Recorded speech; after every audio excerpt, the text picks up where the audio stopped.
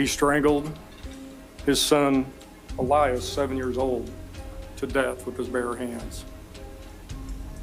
He strangled his daughter, Mira, 8 years old, with his hands. He took a belt to the babies, crossing their throats and taking the life away from them. Thursday, August 28, 2014 was a normal day. Mr. Jones was divorced from the mother of the children, Amber. He had custody of the children. He lived in Red Bank. The three oldest went to Saxe-Gotha Elementary School, and he took them there and he dropped them off. The two youngest, the two babies, went to a babysitter. After work, he picked up his children, and he picked up the two babies from the babysitter, and they went home. That's the last time the children were seen alive. The only other thing we know of one of those children being alive was from Amber, the mother. I would call at 7 o'clock every night. Sorry. I'm so sorry. I heard my son crying, and I asked him what was wrong. Which son? My son, Natan. He said, "Mom, I didn't mean to." And Tim was going on in the background, "You could have killed yourself, son." And then got mad at me because I was trying to calm my son down. What did you say to him? That it was okay. And Tim got mad and said, "Why do you always have to defend the kids?" He was more the disciplinary, I was not. I thought that my son had gotten the point and that I was tired of hearing my kids crying all the time. Told me to shut the f up and hung up the phone. And after he hangs up the phone with you, what did you do next? I tried calling him back. Tim, I'm not calling to argue or anything. I just, like, the past 2 or 3 phone calls, you've been, like, really on edge and angry, or, like, I don't know how to explain. I'm saying you're, like, coming off really frustrated or whatever, and I was just concerned about you, so. And that was the last time the children were known to be alive. At that point, I was just running on fear, and I wasn't thinking. Any normal person would have said, "Let me call the police and just turn myself in." Okay. I took the coward route and started following those voices in my head, which led me down such a nice path I'm on today. You put them in the vehicle. What type of vehicle was that? Cadillac Escalade. All right. And what do you do from there? I started driving out of fear. Tim, tell us, what was your original plan to do with the bodies? I don't know what my original plan was. I had so many thoughts going through my mind. What were some of them? Because you wrote some notes and you bought some I had supplies. 100 different thoughts about what I could do. There is in that area boxes that says day 1, burn up bodies. Day 2, sand down bones. And day 3, dissolve and discard. I reached out by phone to Mr. Jones. It did go to voicemail.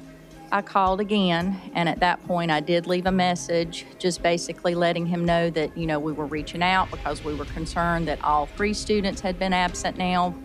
Just let him know that, it was kind of a courtesy call for us to call and make sure that they were okay.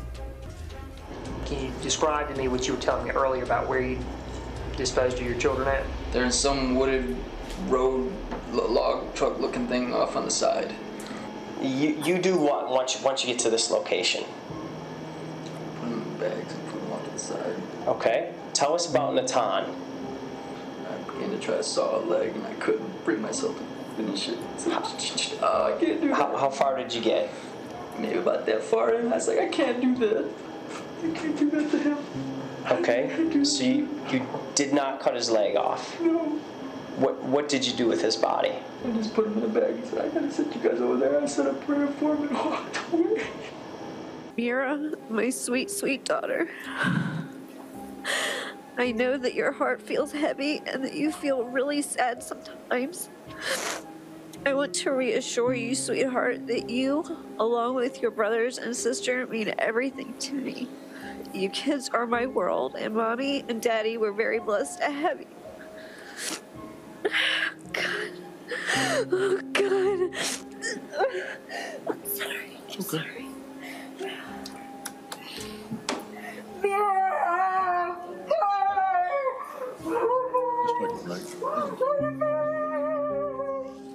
A mental health disorder that was diagnosed by the United States Navy.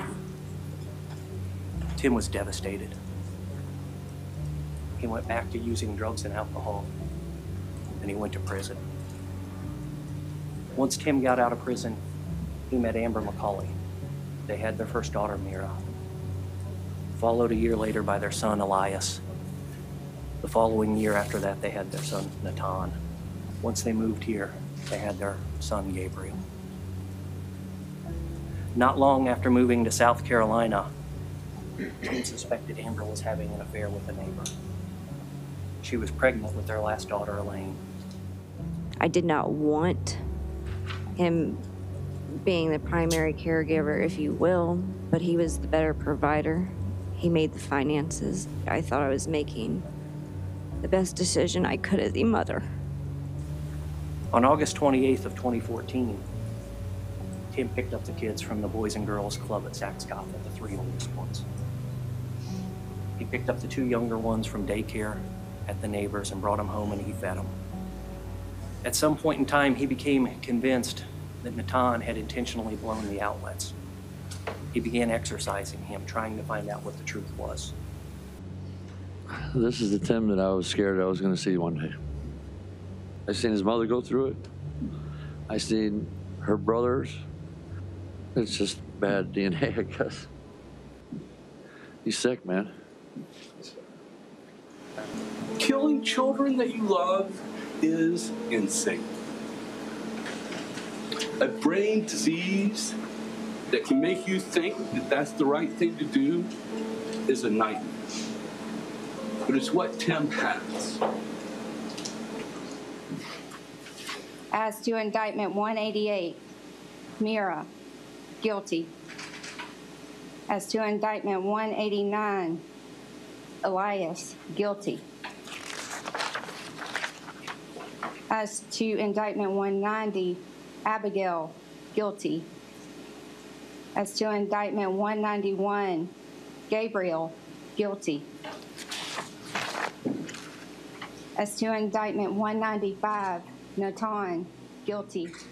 And it is so signed by the foreperson. This board.